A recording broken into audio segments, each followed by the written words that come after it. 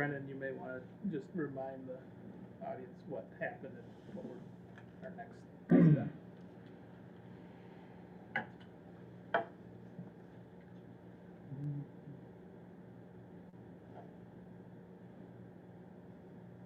Okay, we are live. All right, I'd like to call this meeting back to order of the Millburn School District 24 School Board.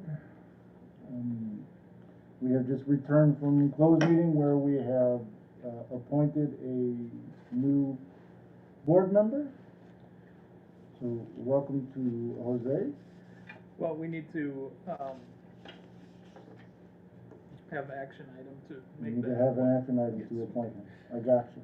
All right, so call to order, so roll call, please. Mr. Guziak, Here. Ms. Ide, I'm sorry, are we doing attendance or was there a motion on the floor and we're taking action? Just a roll call. Just a Okay, sorry. Here. Mr. Murphy, Here. Mr. Coleman, Here. Mr. Gray. I am here. Does anyone have any addition of information or discussion items they'd like to add?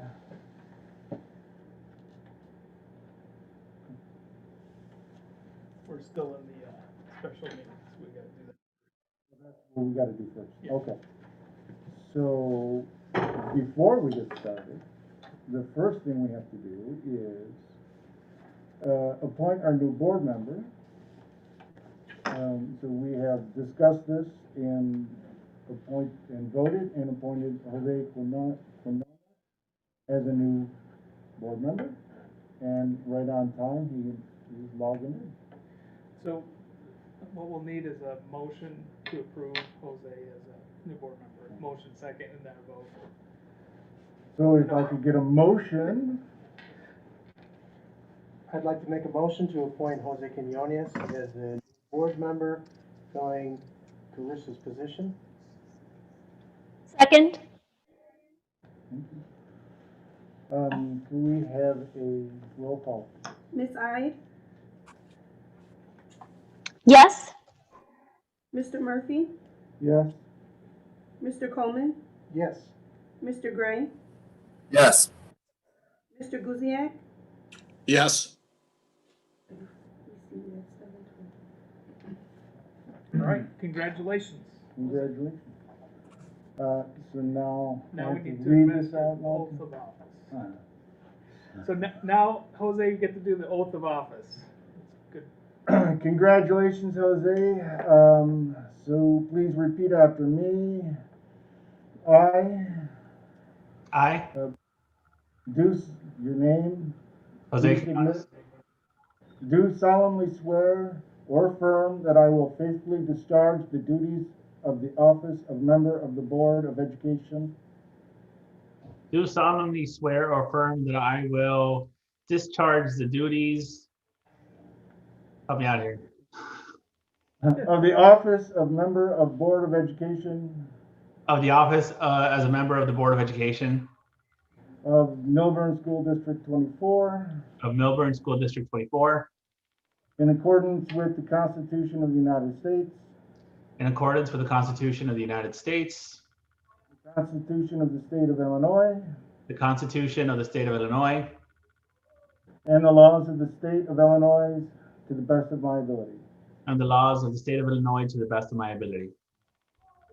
I further swear or affirm that I further swear or affirm that I shall respect taxpayer interests by serving as a faithful protector. I'm sorry, you broke up there for a second. Can you repeat that statement?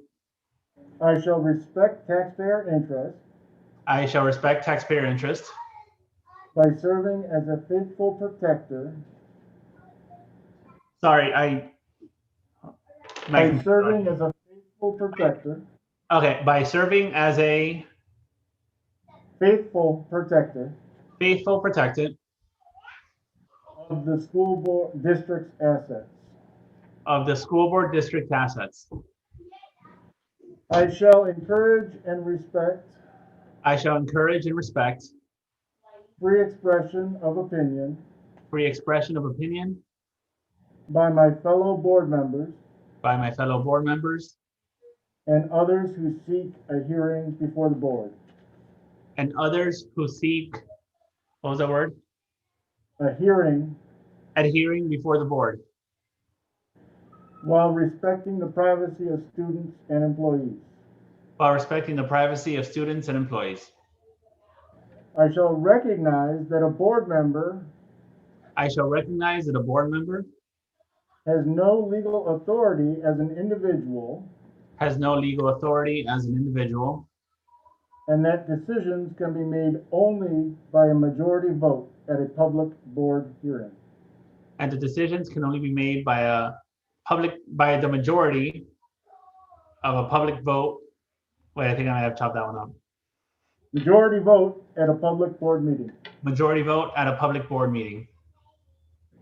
I shall abide by majority decisions I shall abide by majority decision of the board of the board while retaining the right to seek changes while retaining the right to seek changes in such decisions in such decision through ethical and constructive channels.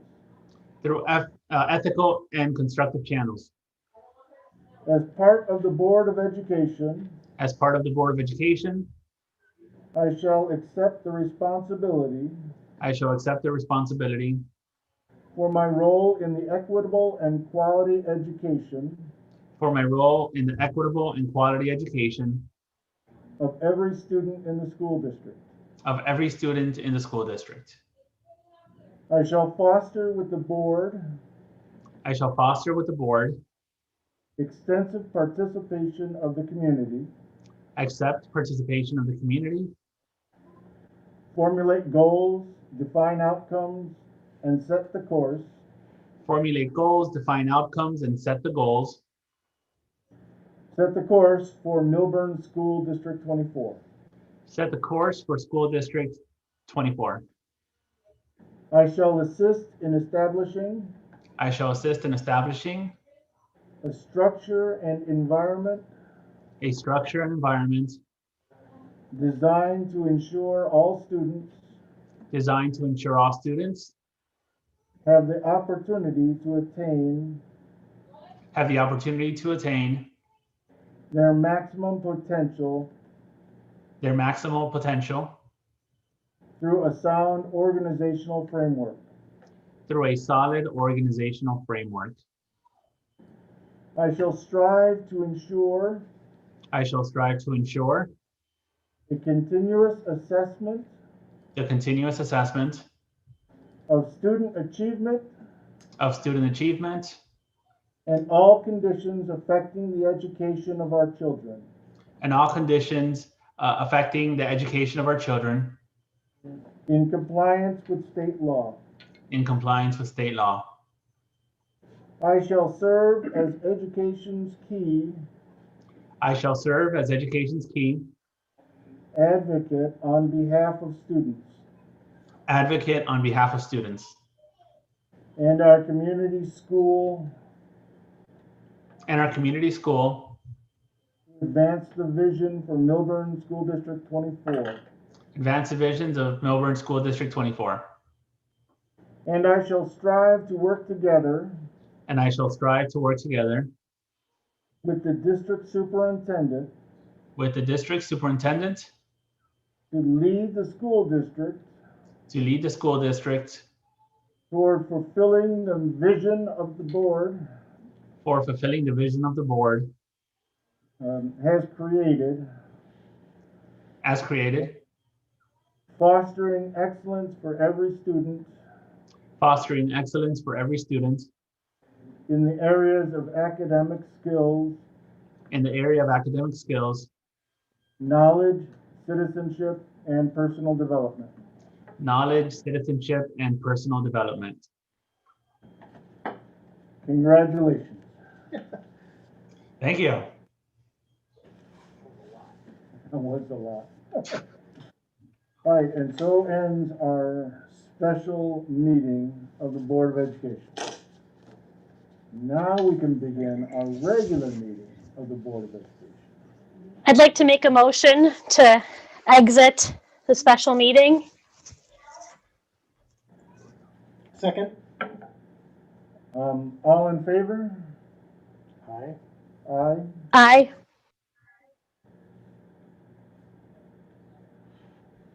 Need one more. Aye. All right, There it is. 4 is enough. So let's call to order our regular meeting, committee of the whole meeting of the school board. If we could have a roll call. If I can figure out what I'm doing. Miss Ide, Here. Mr. Murphy, Here, Mr. Quinones,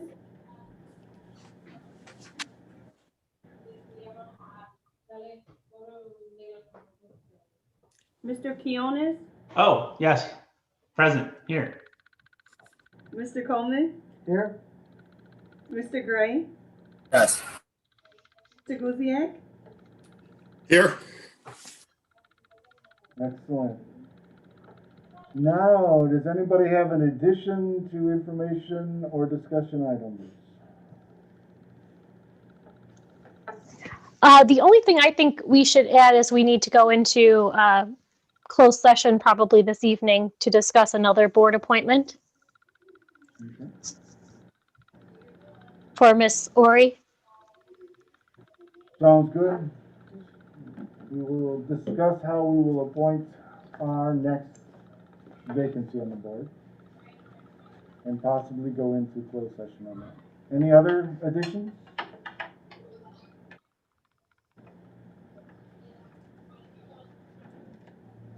Okay. Information and discussion, FOIA. We have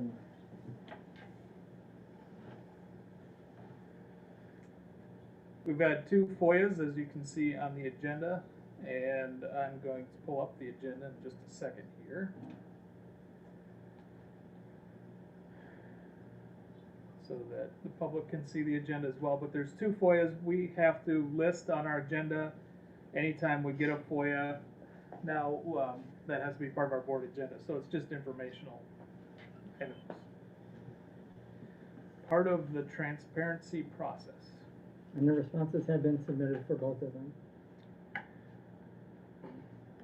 Yes, and the responses were quite extensive for one of them.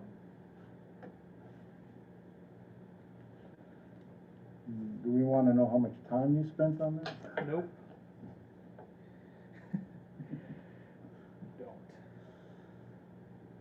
Don't. Okay. Does anybody else have any questions?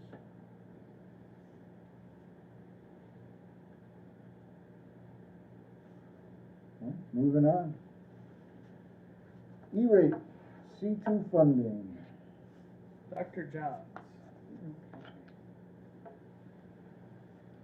The E-rate program is a program that takes taxes that we pay on our phone and internet bills and makes that available to schools and libraries. About 5 years ago, they added a component for infrastructure that we can use for either bringing internet services to our district or wiring within our buildings to expand the amount of internet access that we have. We're in the window now where we can actually capture some of that money because you have to do it within a certain time frame each year, typically February, March, that you have to advertise on the E-rate website for whatever services it is you're looking for. In my report, I kind of detail some of the items that it can be used for, but the piece that we're looking at this year is some internet cabling, because we have a need to add projectors in, I believe it's 5 classrooms at the middle school, because of the smaller class size and the fact we've got teachers rotating among the different classrooms. So this money will allow us to get 40% of the cost reimbursed through the E-rate funds. So what the plan is to put out like a little mini do some drawings and then have some contractors who've already been approved through a consortium to come in, walk it with us, and then give us a price on doing that wiring. In addition to that, we'll also have to purchase the projectors, which that's definitely gonna be less than the 10,000 cap. And then we'll also have to have those installed as well as have electricity run. So those I don't have the exact cost for, but I wanted to give the board an update that that was coming. But the only thing we can get the reimbursement on of that project would be for the internet wiring. But it's still, you know, you're saving 40% of the cost. The other thing that we do on an annual basis is we have software for our firewall that also can be reimbursed at 40%. So we'll go ahead and submit for that in this round as well. We have 5 years to use the money. We have to use it by September 30th of 2027. So we still have some time, but we do want to do it. And the total dollar amount that we can spend is $182,030 approximately. And then if we spend that much, we'll be reimbursed a little under $73,000. But, you know, we'll do this over the 5-year period, probably in the next 2 or 3 years. I'm guessing the district is going to want to look at replacing switches and routers that we have in the building. It's probably been, and I tried to look it up the other day and I couldn't find it, but I know it's been since I've been here, so I'm guessing it's about 7 years ago that we went through and replaced all the routers and switches. So we're probably getting to that point where we may want to be looking at doing that again in another 2 or 3 years. Because that would get it close to the 10-year mark, which is probably way beyond what anybody in the industry would do, but probably not all that uncommon for school districts. So that's just one thing. I just want to make you aware of that. And so that if in fact the wiring part comes in over 10,000, that when we bring that back to you, you'll kind of know what it's about and why we're doing it. The other thing that we're looking to do at the same time is, because there's a cost of mobilization when the contractor comes in to do work, we're looking to go ahead and look at all the other rooms where we may want to add a projector in the future and at least run the internet wiring at the same time, since that is something that is reimbursable under this E-rate funding. And it's one of those I've had, you know, the principals, a couple of them have said, oh, well, I never use that room. And I said, well, when I came here, we were using that room. So don't ever say you never would do it, because if we have a sudden growth spurt or whatever, we may need to use those rooms. Or as we move kids around, if we get a heavy concentration of students at one grade level, then we shift everybody, and a lot of times we find we're using rooms that we never anticipated using. So I kind of just want to be ready so that we've got that wire run for every classroom, so that if we need to use it in the future, that's one less step we'll have to do at that point. Can this money be used for the phones that we've been talking about upgrading? No, those are not part of the E-rate. We can use it for access points, switches and routers, cabling, but only internet cabling. For the firewall, and unfortunately we had to replace the firewall outside of this window. So we can't, my guess is I don't think within the 5-year period we'd be looking to replace that again. We can use it to purchase servers to use for caching for the internet. And that's basically where the caching server, like if you have a classroom of students that are going to a specific website, the caching server, if one student downloads or accesses that website, then all that website would then be pulled down to this caching server, so that all the other students aren't going back out to the internet, they're only going to the server either within the building or within the district. You can use it for uninterrupted power supplies or battery backups, licensing and maintenance and management of anything that I've already named, and then installation and configuration of all the items I named above. So that's pretty much, it's pretty limited, but if it's something that we need, and there are pieces of that that we need that we will need, that will be helpful. Sorry, forgive my ignorance, but is this part of an existing, has this funds been set aside for this capital expenditure, or is he asked for funds above and beyond what's already been set aside for these type of expenses? we do have funds available. I don't know as they specifically were set aside for this project, but as we've gotten into this pandemic, we've identified a need for it, and there are funds that are already allocated. And so we may have to do some redistribution. Probably lots of that as we get close to the end of the year because of all the unanticipated expenses we've had. But so far we're managing fairly well as far as where we're at dollar-wise with our budget. So it probably will require, when we get to the end of the year, us doing an amended budget, but there are dollars available to fund this.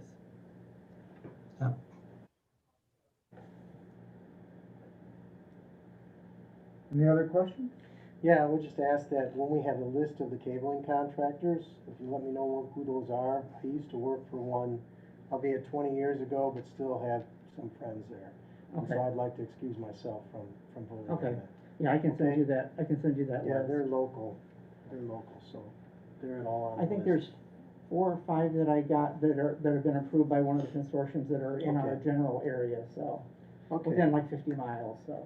all right, thank you. Anyone else? The house lease and contract extension for June 30th, 2021 to June 30th, 2022. Okay, just as a reminder, we lease the house next door. We own the property next door behind the garden to the west of Milburn Elementary School. And when we are able to lease that to a school employee, and in lieu of rent, we ask that school employee then do the building checks on the weekends. We used to have someone walk around the building just to make sure the heat's working or the air conditioner is working in the summer, or there's no leaks or anything on the weekend.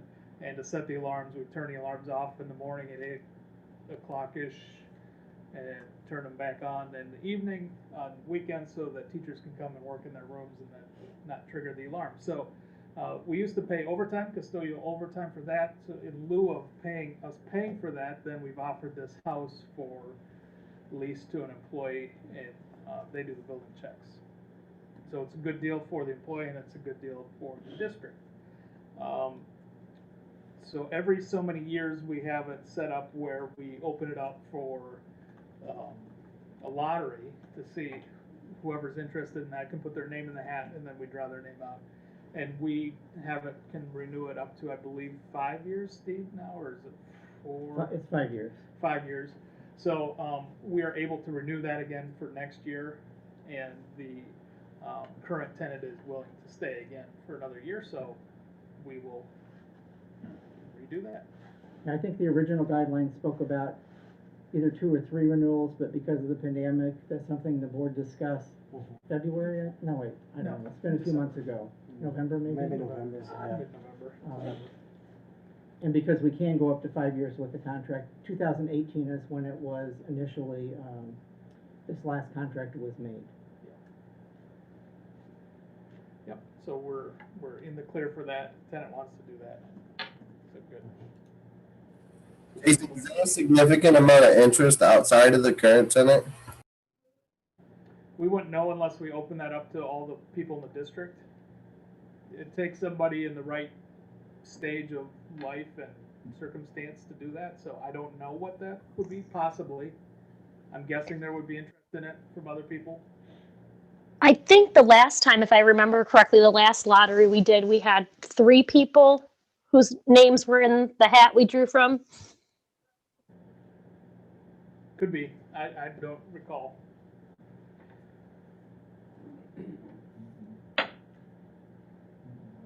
I remember our discussion on this last year was we just didn't want to have the upending during the COVID and all this stuff, and Right. we could put it off for another year and they would want to, so we'll put it off for next year.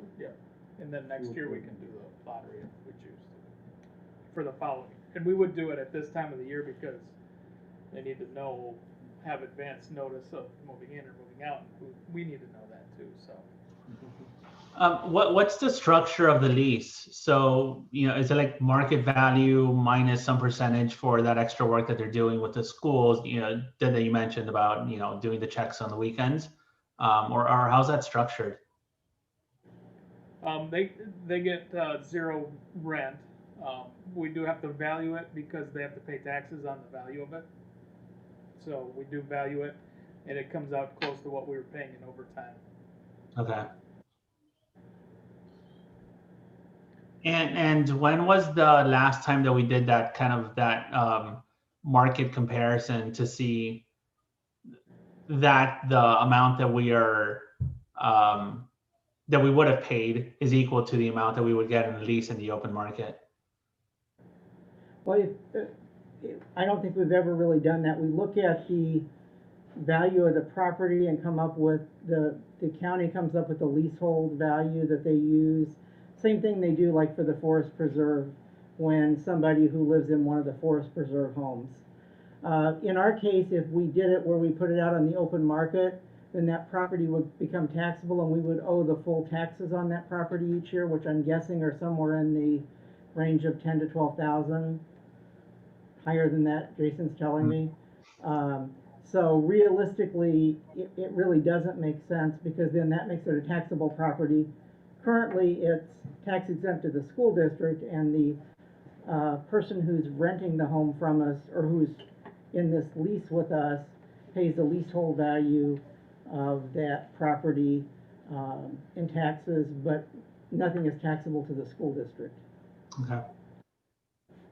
But I can provide you with a copy of the lease and some information if that would help you to kind of get your head around how this all works. It is kind of a unique concept. No, it's very clear. Thank you for clarifying. Okay. Anybody else? I was gonna say, yeah, it kind of blew my mind when I first heard about it. Yeah. Everybody's first time's like, why aren't we making money on that? We are-ish. We are. We're not losing money on it, is what it is.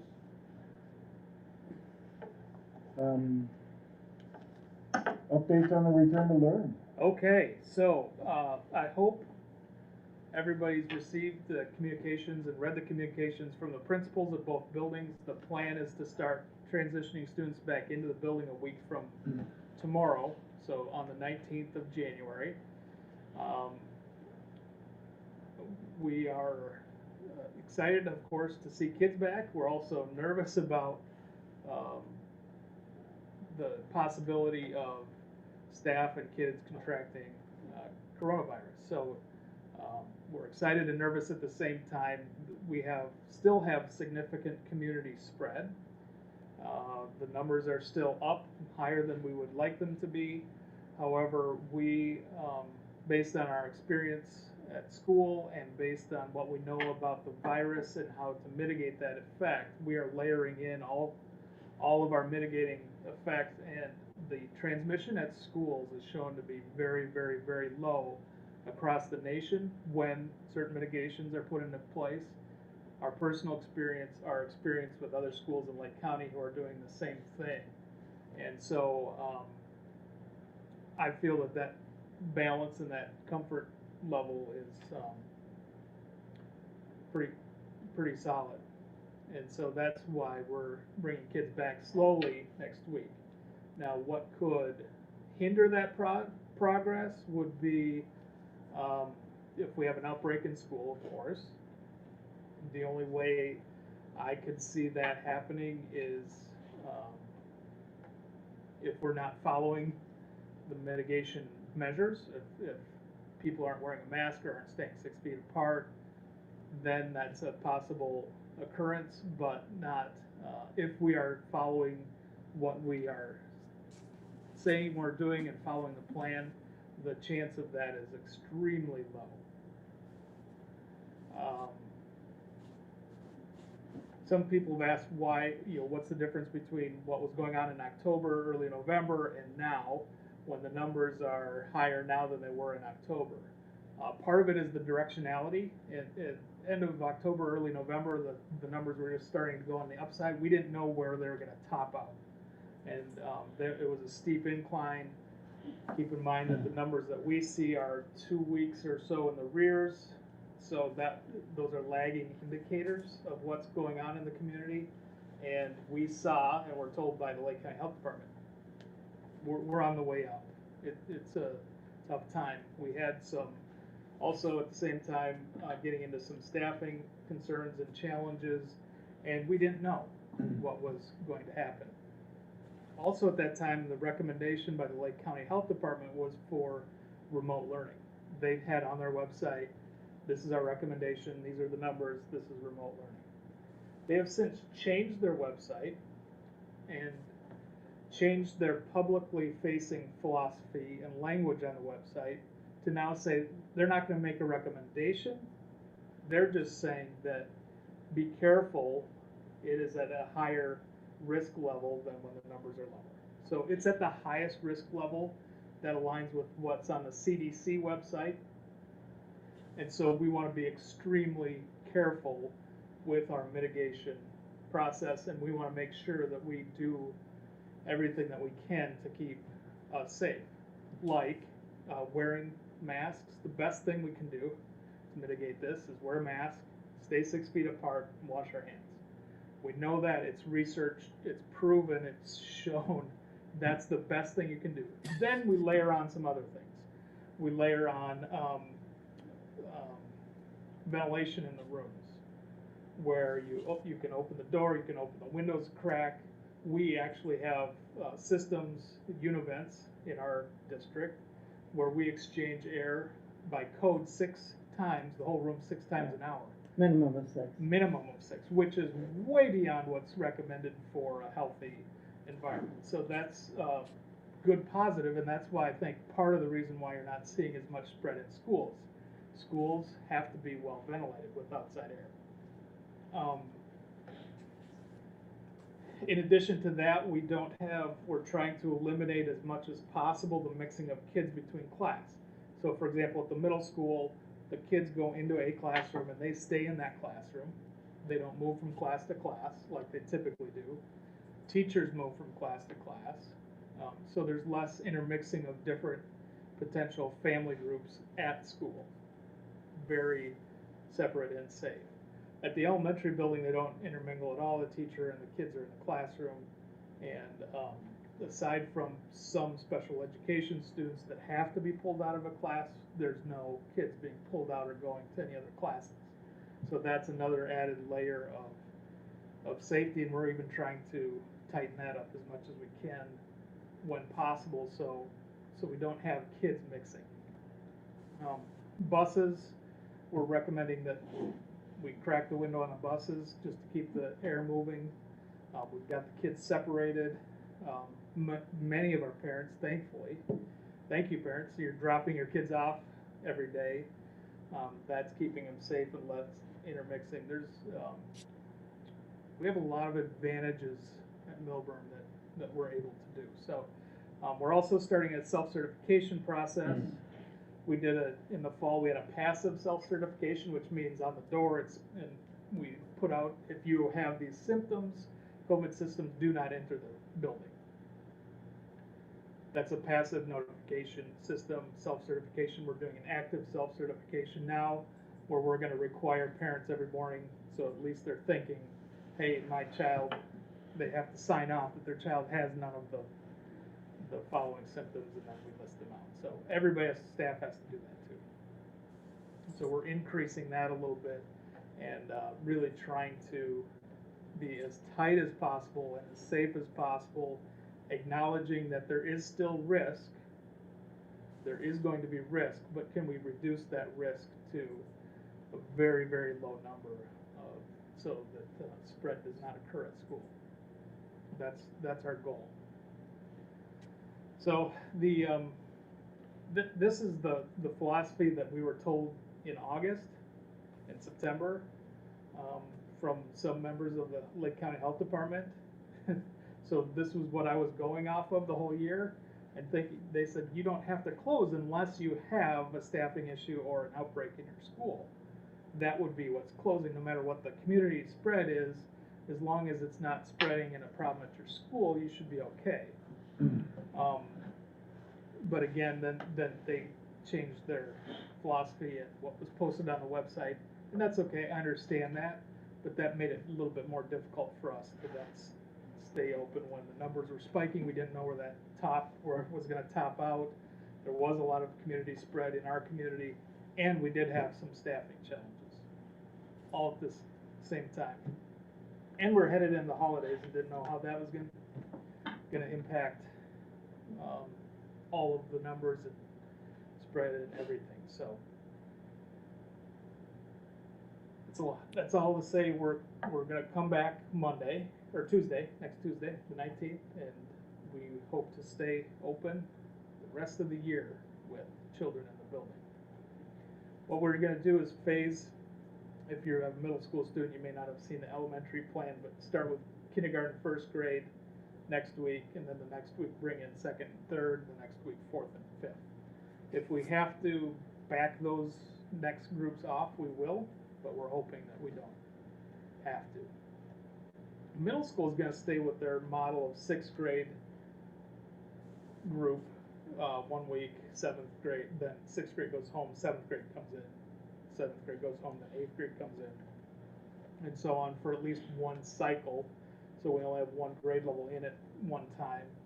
And then if things are going well, the second time around, maybe add 2 grade levels at a time into the middle school so we can get them in for more days. So I think the plan we had was really, really solid and very safe, as much as safe as possible, but still we want to make sure that we keep the kids and the teachers safe. The vaccine is coming. It's coming a little bit slower than we had hoped, of course. It always seems to, but it is coming and we are making plans.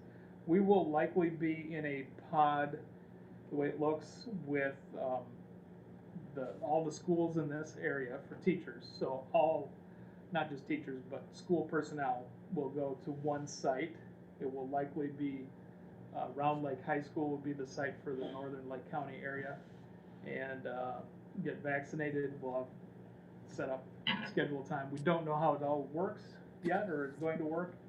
We're waiting for the Lake County Health Department to give us some parameters on staffing that we need to provide, and staffing they need to provide, and equipment, and schedules and planning. It still needs to happen. So hopefully by the first week in February, that's up and running, and we can rip through about 8,000 vaccinations in a week. We have in our area 8,000 educational staff just in this northern hub. So there's a lot of people. A lot of people. Their goal in Lake County is 80% of people vaccinated by the end of 2021. That would be 560,000 people, and they're only at 20,000 so far, so they've got some work to do. They've got to be over 10,000 a week to hit that. I'm guessing that they'll get better at it. Once the supply chain is solidified, the county's a little bit frustrated because the supply from the federal level is not consistent yet. So if it's scheduled for Monday, it may not come till Wednesday. It's hard to make plans when there's a quick turnaround on how many days those are viable. So that's my update on that. Are there any questions, comments? Yeah, Jason, is remote learning still going to be an option for parents that don't want to send their kids? Absolutely. Thanks, Jim, for clarifying that. I kind of assume that all the time and forget that that's not the case. Remote learning, if students have signed up for the remote learning sections or at the middle school to be remote learning, they can remain, and actually we prefer that they remain remote. Okay. Yeah. Do we have a feel for those numbers at this point? I know you did have a feel for it a couple months ago. They actually didn't change. So it's about 70-30. Okay, so 30% of the parents would probably or would likely not send their kids to the classroom. Yeah, at this point, they can't send their kids to the classroom, we don't have a spot for them. Oh, gotcha. Okay, Yep, so it's about 30%. Each grade level is a little bit different, but sure. overall, it's almost 70-30. Okay. All right, thank you. Jason, I actually had a question. Actually, jumping on what Jim was saying, I remember that at some point in time, I think there was a plan to sometime during the year reassess for those parents who wanted to shift from a remote environment into a live environment when the opportunity arose. Has that taken place, or will it take place? And then how would that affect the numbers? Yes, that did take place in December. So parents had to sign up. I don't know when the deadline was for each school, but it was before winter break, so that the principals would have the time to plan to move kids from one place to the other. What we found is very few people moved. Okay. There's a few. Some moved from remote to in-person, and some from in-person to remote. The net was, 4 or 5 kids difference. It wasn't very much. Okay, and then just to clarify, that 70-30 mix, that's 70 remote to 30 that prefer to be there in person. Opposite. Okay. 70% in person, 30% remote. Got it. For example, at the elementary building, where we have 7 sections of, let's say, 4th grade, 5 of those are in person, 2 remote.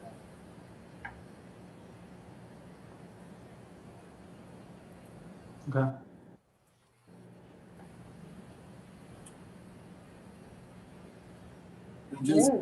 Just looking at the the county numbers, the key metrics that we've been keeping an eye on, just seems a bit concerning to me with our initial bar being set at, what was it, 6% positivity for rolling 7? The initial is 8% positivity rate. Our county is not putting a lot of stock in the positivity rate because it's so many variables going into that number. They are asking us to look more at the incidence rate, which is also not great. It's real bad.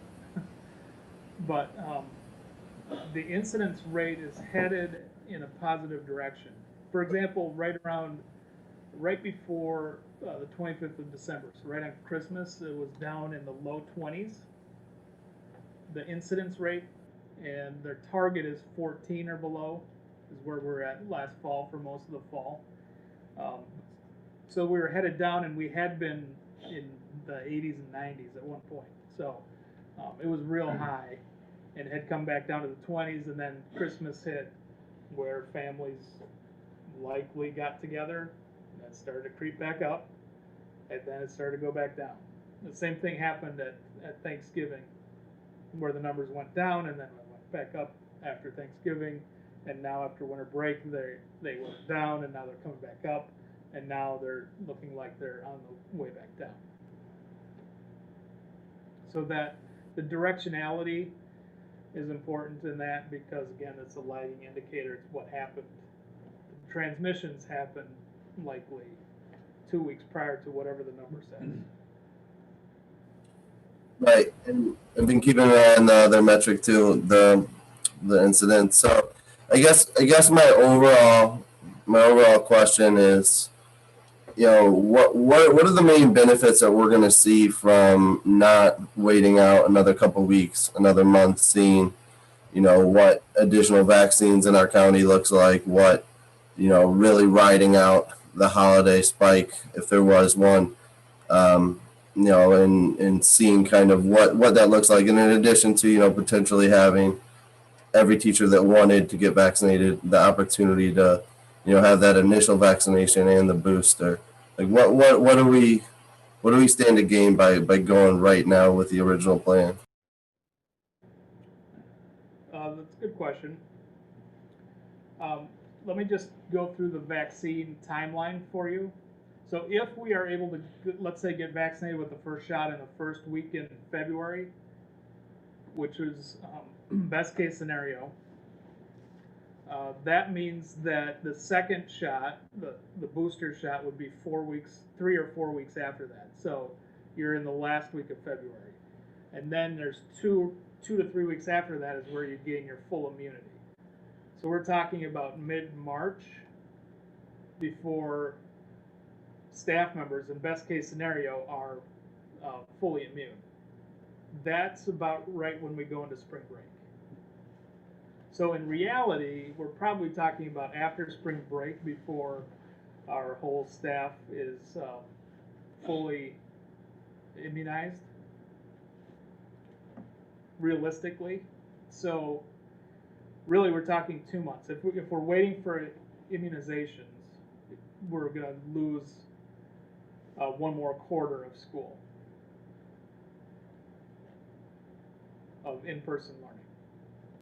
No, that honestly, that does make sense. I mean, I would imagine a comfort level would go up slightly if, that first round and some potential immunity was received. But I also have a question about, now that rapid testing seems to be becoming more available, what avenues do we have to explore, getting our hands on things like that? Well, we've applied for the waiver, so you have to have a CLIA. It's called a CLIA waiver, CLIA waiver, that allows us to administer that medical procedure on campus for our nurses. So we've applied for that waiver, and we'll likely get that back sometime. At that point, we could get free tests from the Lake County Health Department, but the value added of that is not as good as what people think. In reality, there's a little bit of an advantage when you test a symptomatic person. So if someone has symptoms, they go to the nurse's office. We have the parent sign off that they can be tested. We test them, and we know immediately that it's a positive. So we're confident that that person has COVID. What that does is allow us quickly then to move back into or to do the contact tracing and get any other exposed kids out of the school as quickly as possible, or teachers or staff. So it allows us in that way to be a little bit more aggressive. Whereas if we didn't do the test, but that student, that particular student who was tested would still need to go home for the next 10 days. They can't come back for 10 days, and they'd still need to go get tested. They need to get the PCR test because the antigen tests are not as conclusive and reliable. Does that make sense? You test from the county or the antibody tests? What's that? So through the waiver you've applied for, the test that the county could provide, test for antibodies, not the virus? The antigen test. So it's a saliva test. It's called the Binax Now test. And the results are, when you said antigen, I thought you were saying antibody. So the test results are not as conclusive, but they're right away. They're very accurate if they're accurate on the positive end. If it's a negative test, they're 60% accurate, I believe, or is it more than that? Much more. Yeah, much more. It's higher than that? Yes. I don't know. It's 96 on the Close to positive. 96 on the positive, but higher than the 60-something. Higher than the 60-something. Yeah. On the negative. So on a negative, you'd still require them, because they're symptomatic, they have to go home no matter what. But so the student still has to go home. So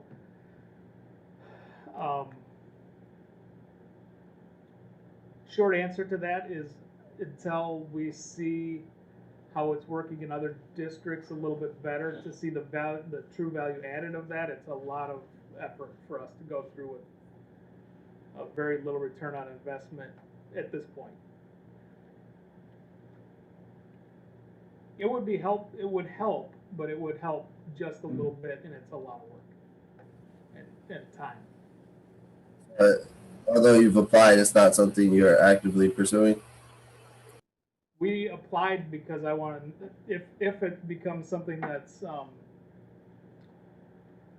proven to make a bigger difference, we want to be ready to rock and roll if we can afford it. And I know the test, the Buy Next Now test, that's what the test you're working on. That's correct. That's the Abbott test. Yeah, there are Um, several. They're free currently, but we don't know how long that supply will last and how that will go. So, and we still have time and energy in our end for training and testing and setup and nurse time.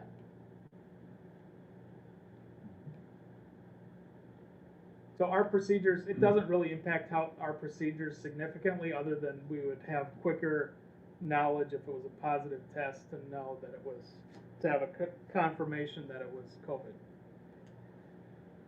We'd still react the same, is my point. All right. Anything else? Sorry, I actually do have just one quick question in regards to spring break. Because I know the plans for January were set up in a way that you'd get those 2 weeks after the holidays ended so that people could kind of automatically quarantine before going back to school. What do you think the risk is post spring break for there to be significant numbers of either teachers and or students that are going to need to stay home for some period of time? That one, I'm going to leave up to individual families. At that time, first of all, I'm hoping the numbers are down by that point. I'm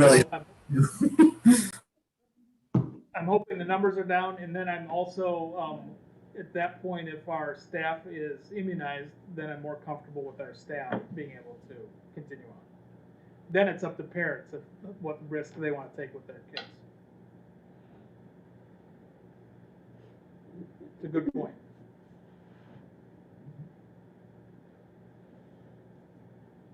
All right, anything else?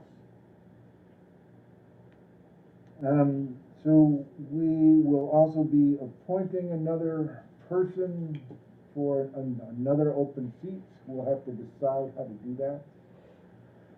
As I see it, we have discussed 4 different choices. We can either call for a whole bunch of new volunteers to submit resumes. We can reuse the ones we got for this last one because it's so recent. Because this is such a short-term appointment, we could just appoint somebody who's already on the ballot, and that way they would likely get a kind of a head start. Or appoint somebody we already interviewed. So we can discuss those options here in open meeting, but not necessarily who we're gonna. Can't talk about people. Right, can't talk about people. The board knows about this already, but for the public's point, Mrs. Audrey Ori resigned her position. She moved out of the district quicker than expected and made a decision recently to relocate.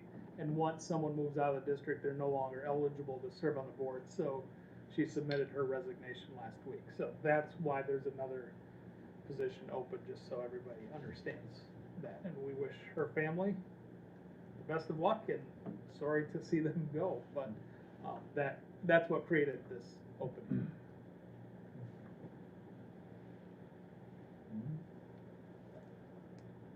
Sorry to backtrack. No, that's fine. Figure out how to do this eventually.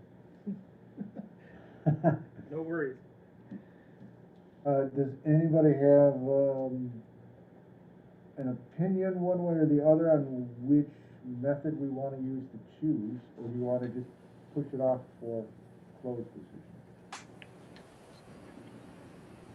I think since there's a couple more meetings that we can have that addressing the candidates that came forward, taking another look at them and seeing if another 2 candidates would be willing to apply by completing the questionnaire. I think that's the most prudent way for the board to proceed. Because right now what we have is a selection of one candidate, and when you only get one to pick from, that's really not a choice, that's a mandate. Well, we do I- have, oh, sorry, go ahead, Brendan. I'm sorry, I just said there's 4 different options on the board right now of how we could choose the candidates. Right. That I see. And I just stated my opinion that going and looking at the other candidates that expressed that they would like to be on the board would give us a better selection criteria. In other words, larger sample size, if you want to put it that way. I would have to disagree. I think we've already gone through that process and familiarized ourselves with the resumes available from all the applicants very recently. So, I mean, I'd be ready to vote on it in closed session. Denise, you were talking? Thank you. Yeah, my opinion would be, I think that it would be in the board's best interest to pick someone that is currently on the ballot for April, because it gives that person a few meetings. I mean, this person is only going to be coming to 5 or 6 meetings before the election takes place. And if we go with somebody who is not currently on the ballot, they may be done after those 5 meetings, and it's a pretty difficult learning curve to just be, done after a few meetings. So I think getting somebody that's already currently on the ballot, given that we have 3 candidates running for 4 positions, gives the board the opportunity to fill this position with someone who's going to continue on and continue serving the district. You said You know that the candidates? has three people running for 4 openings. Correct. We Correct. have 3 people running for 4 openings.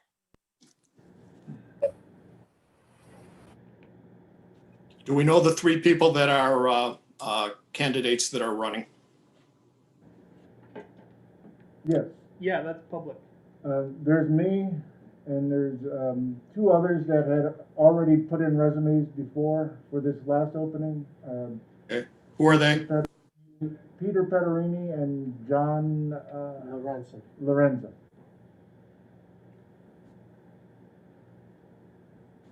So that kind of matches part of what you wanted, Jim. They're people who were already had submitted their stuff, so we're going back to them. And it's more than one person to choose from, so it is an actual choice.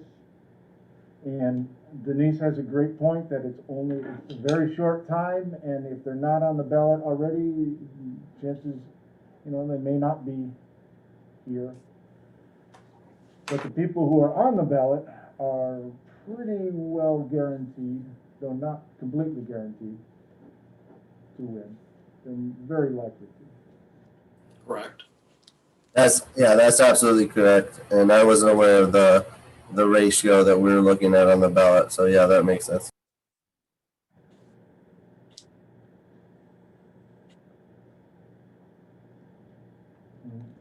I'm with Denise on this, that I think we can just go with the people who are going to be here anyhow.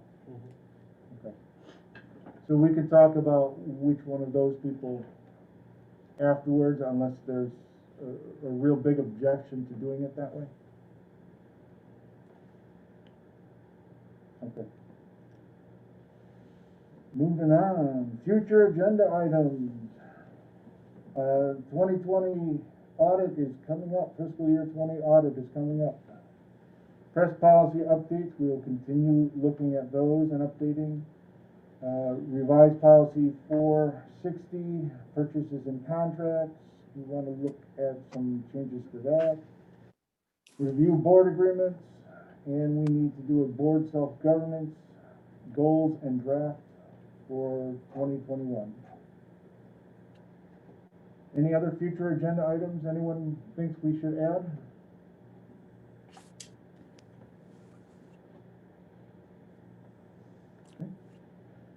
Not at this time. Thank you, Jim. Okay, Steve might mention this too in his, business office report, but we have received, or are going to be received and allotted almost $200,000, depending on how much the state decides to keep. Anywhere between 194 and 210, I think, is what the range is, but we're gonna get a significant amount of money in the latest stimulus package. So far, the way it looks, that doesn't have very many strings attached. So we have a broad range of how we can use that money to help support our students for learning loss in COVID is what they're targeting. Now, it could be future learning loss, so some school districts are using this money to put air conditioning in their school, assuming that maybe someday they'd like to have summer school and be able to extend their school year. So they're using the money for air conditioning and tying that to environment and learning and all of that. So I'm just saying that we're not doing that. We already have air conditioning. Just using it as an example of the broad spectrum. Also, it doesn't look like we're going to be penalized like we would with Title I money, which is why we hesitate, because we get so little Title I money in our school district. We hesitate to take that because you can't spend it on staffing because the state takes a significant chunk of that out for TRS, and it really dwindles away the value of that money. So we have to be careful about how we spend Title I money. You don't want to spend it on staffing typically because it will eat up more than you get. But this looks like it's, I said, this sounds too good to be true. The only catch is that we have to apply for Title I, and we have never done that before. So I filled out a quick application Thursday afternoon with help from someone at the state, which was very nice that they called us up and said, this is what you need to do, and we'll walk through it. And so we have an initial application that we'll have to amend at some point, I'm sure. But anyway, this is good news for us.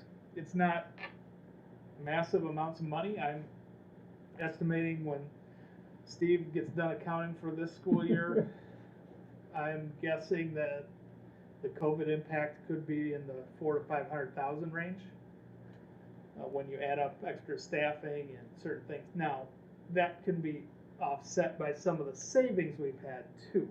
You know, we're not paying for substitute teachers like we typically do. We're not paying for gas for the buses like we typically do. So there's going to be some savings in there too.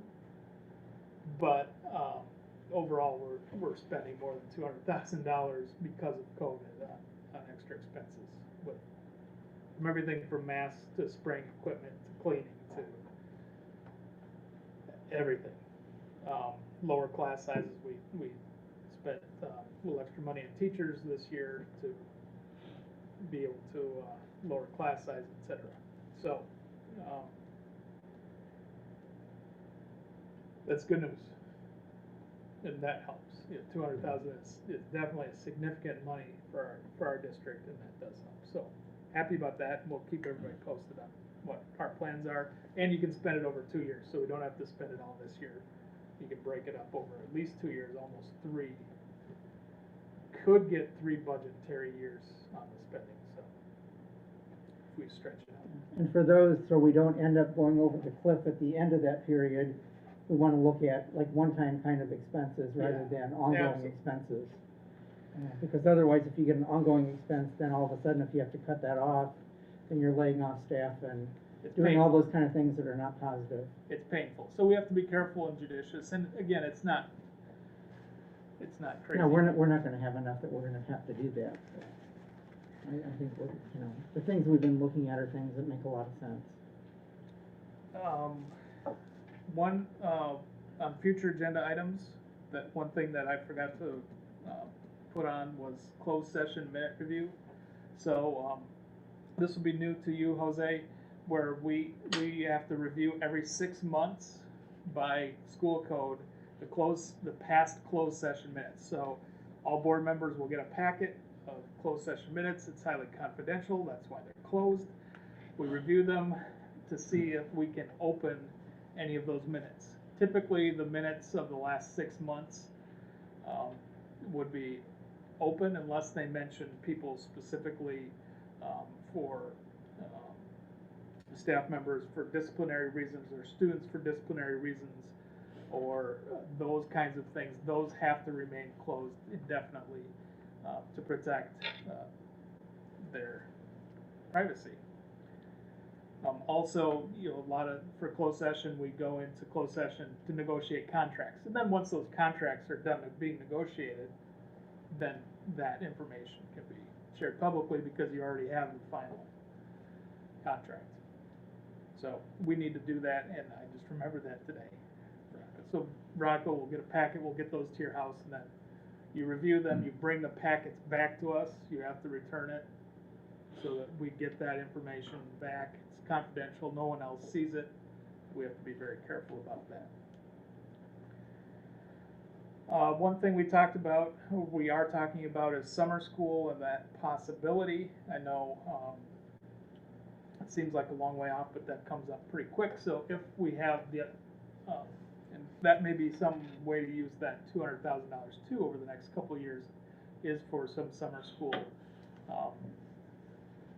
We want to get the kids that had struggled this year, get them some extra help. That may be a way to do it. So we are looking at different possibilities for that. We're looking at the possibility of more tech support in the future.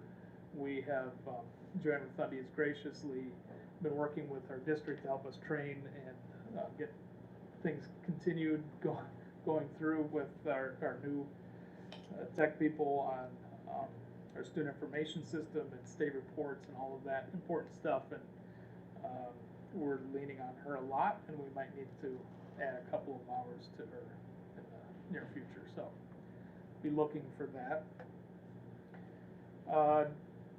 Day of service is coming up for MMS. I believe it's this Friday, if I'm not mistaken. The middle school did a day of service in the fall. They're going to do a day of service this week as well. And I know because I'm a parent at the middle school, I got an email about it today, and my daughter's class will be writing letters to veterans as part of their day of service. So I think there's all kinds of different activities going on, and I'll be watching for that, and I can share more when I know more. And I think that's it for my superintendent report. Oh, one more. This is important too. I have the opportunity to take part in it's called the ISEL Advanced School, Illinois School of Advanced Leadership. It's an expensive training.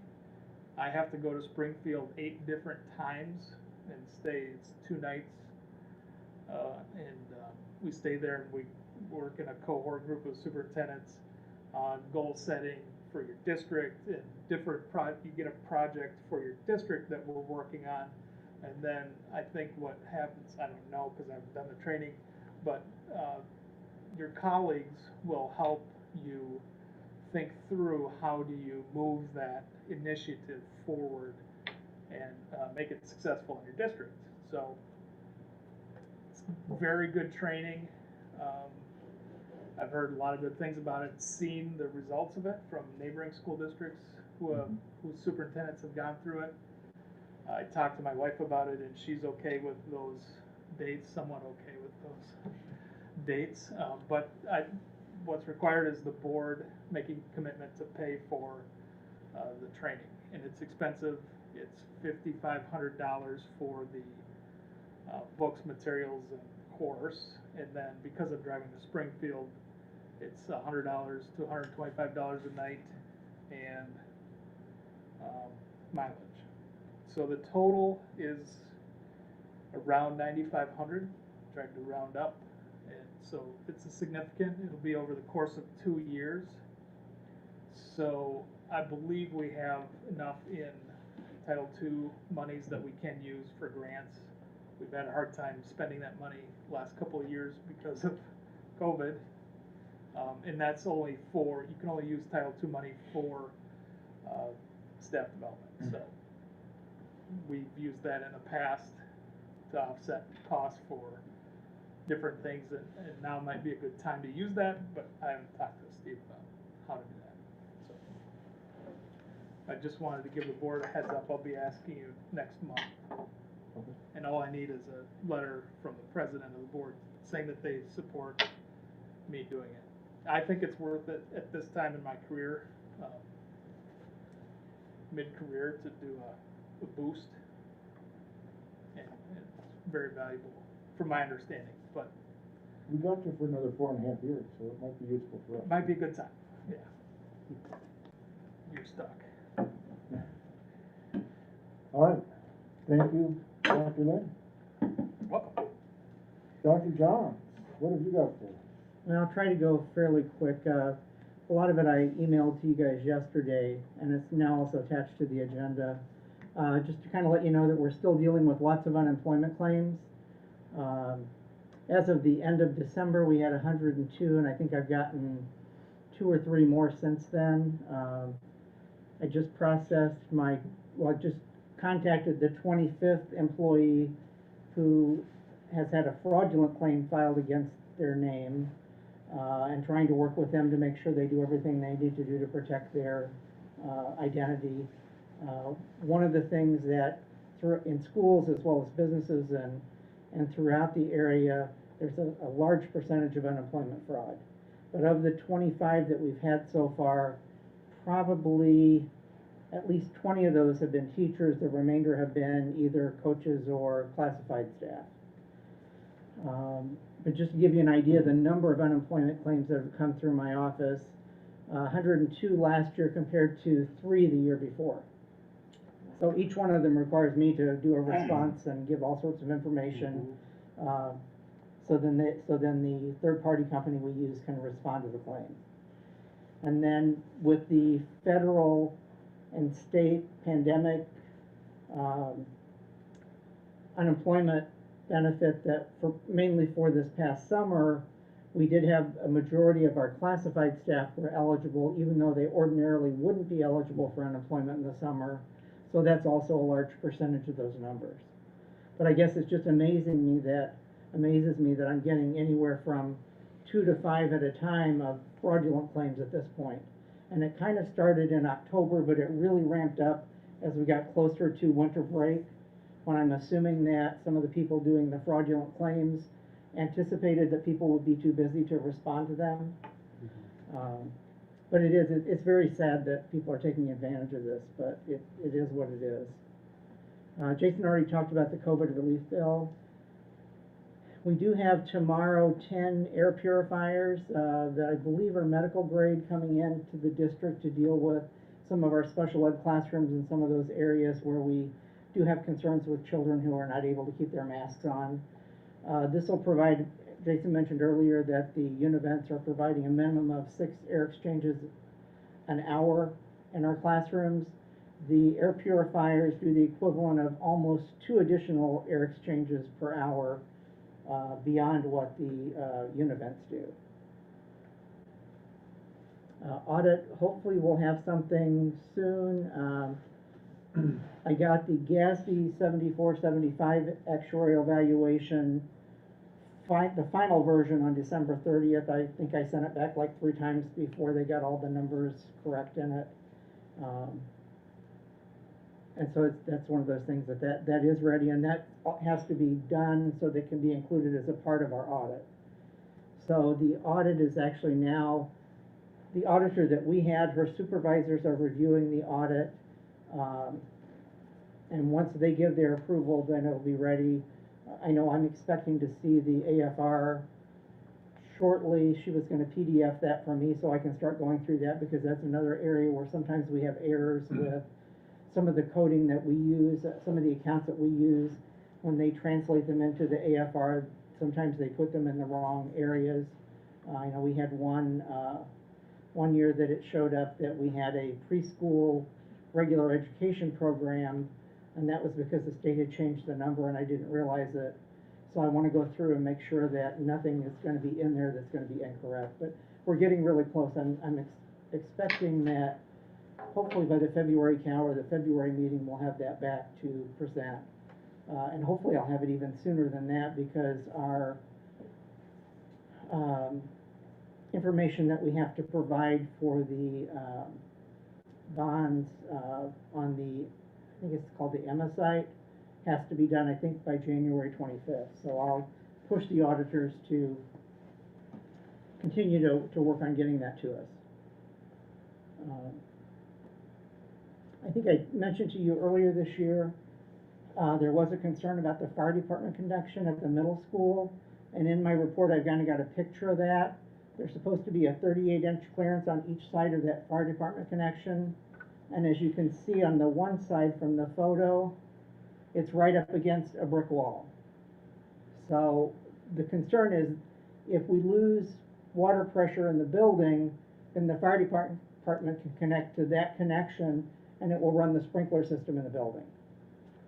What we're looking at doing is doing kind of a 90-degree turn, and you see on the left where the wall continues back, having it come out that wall, because then we can get that clearance around it. So, you know, from inside the sprinkler room, it's just basically an issue of flipping it. The architect's estimating and engineer estimating that's probably going to be less than $5,000 worth of work, because I'll have to go through the brick wall and do the pipe work as well. So just wanted to update you on that, and that's something we'll be looking at. I'm not sure if that can be done while school is in session, or if that will have to be done either spring break or summer. But since that actually feeds the system, one of the things we'll have to find out is it going to be a problem, since there's no water in that section of pipe, to actually do the work without shutting off the water supply.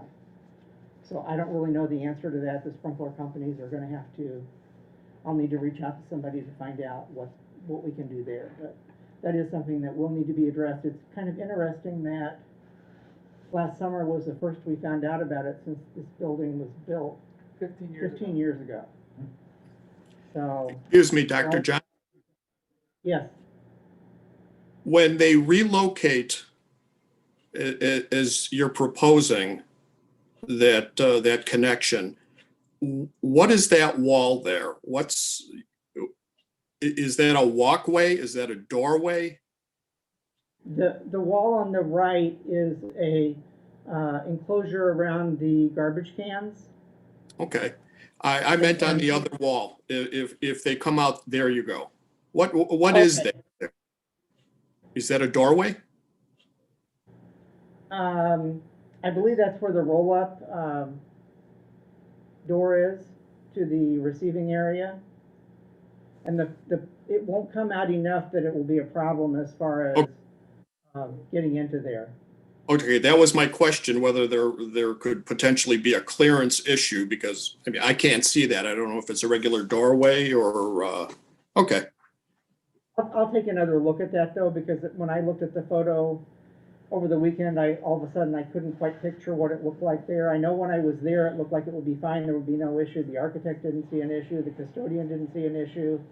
And the fire department representative didn't see an issue. But it's always one of those that you want to be, extra cautious and double check and make sure that there isn't something you missed.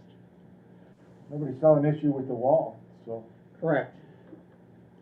And I almost wonder if that wall was added maybe after the fact, after the plans were already drawn and been reviewed, but I don't know that. I mean, a lot of times you don't have the nice brick wall around the garbage. A lot of times you'll just have a chain link fence. But I can tell you Thank that you. wall was fairly expensive. And then future projects.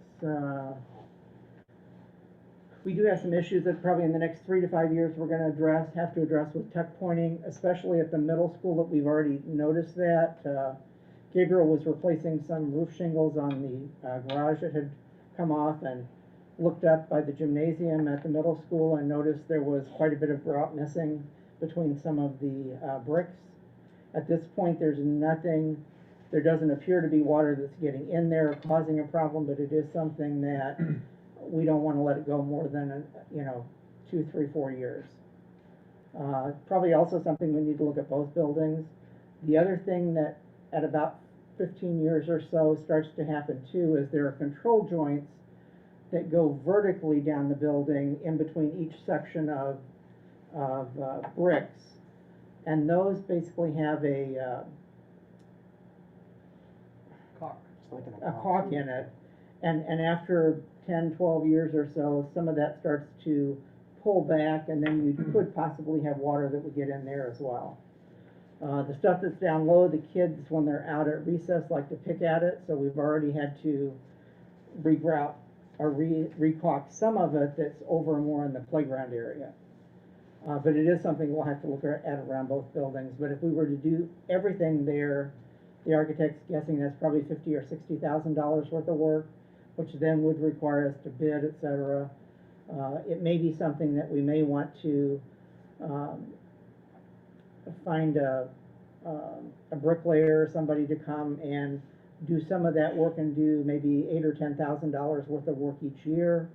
That then would require us not to have to go through the architect and pay the architect fees, as long as we have somebody that we know is going to do a good job and is, a company that is going to do a good job and has people who know what they're doing.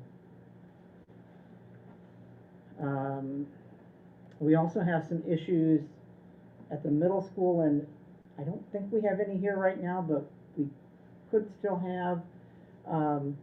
As the buildings age, we start to have some issues of flashing poles away, et cetera, that you'll get water intrusion into the building, and then it'll go along a girder or steel beam, and then it comes down somewhere. It could be, 500 feet away from where it came into the building. So we have a couple areas at the middle school where we're having some water problems. Everything in that general area around it has been sealed up. There aren't any areas where the water could be coming in. So we're almost sure that it's coming from somewhere else in the building. And when we talked with the architect, basically the best way to find it is if we're in session, if the custodial staff is there and we have one of these huge downpours, pop some ceiling tiles and follow the water and see where it's coming in. But unfortunately, it's when we have these huge storms, and oftentimes those are in the evening, that occur. And so if somebody's not watching or not realizing, we're not able to trace that. So we're going to continue to monitor it and try and locate it, but those are very difficult to find. So I just wanted to make you aware that we do have some issues. If somebody complains about them getting water in their area, it is something that we're trying to identify where it's coming from, but it is going to take some time to identify that. Thank you, Dr. John. We already talked about the E-rate funding. And then property tax collections, probably the only other thing I want to mention. I'm not sure when we're going to be getting our final property tax distributions.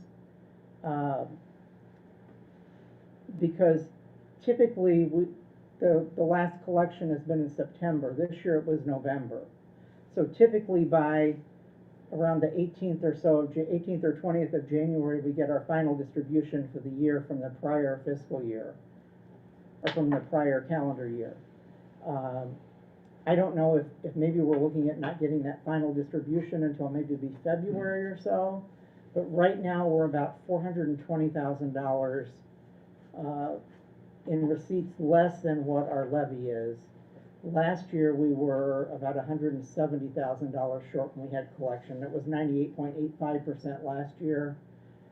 This year we're at 97.29%. So we're about $250,000, $250,000 to $300,000 less than at this point than we were at this point last year.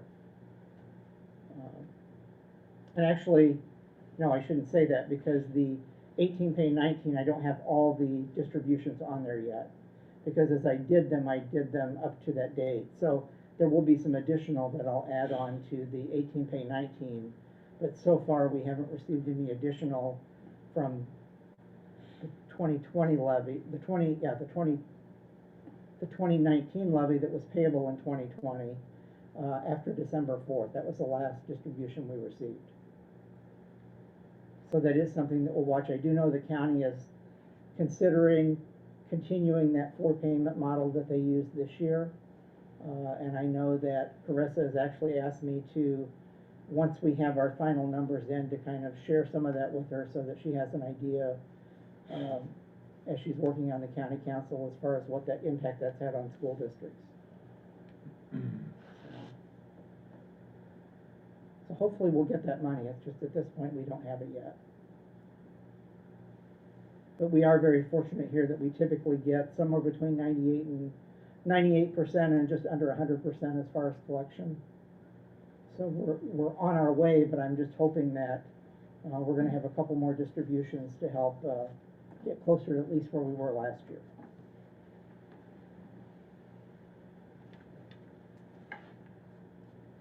And that's it.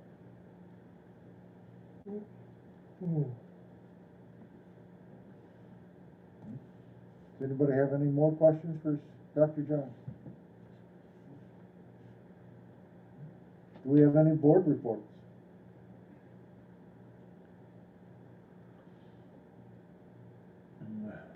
It's tough getting out in the schools when there's no school. Right. So, Mr. Kramer's been good with the virtual flyers. Those come out once in a while. That's been good. So at least there's something. All right. There's nothing else. I'll entertain a motion to adjourn To close session. to closed session, in which we will discuss the selection of a person to fill a public office as defined in the Open Meetings Act, including a vacancy in a public office when the public body is given power to appoint under law or ordinance, or the discipline, performance, or removal of the occupant of a public office when the public body is given power to remove the occupant under law or ordinance. Second? Thank you. All in favor, or do we need a roll call? That's a roll call. That's a roll call. That's a roll call. So there will be no further action taken at this meeting. There will be no further action taken at this meeting. When we come back to open meeting, all we will do is close. Mr. Guziak? Yes? Ms. Ives? Yes. Mr. Murphy? Yes. Mr. Keonis? Yes. Mr. Coleman? Yes. Mr. Gray? Yes. Good.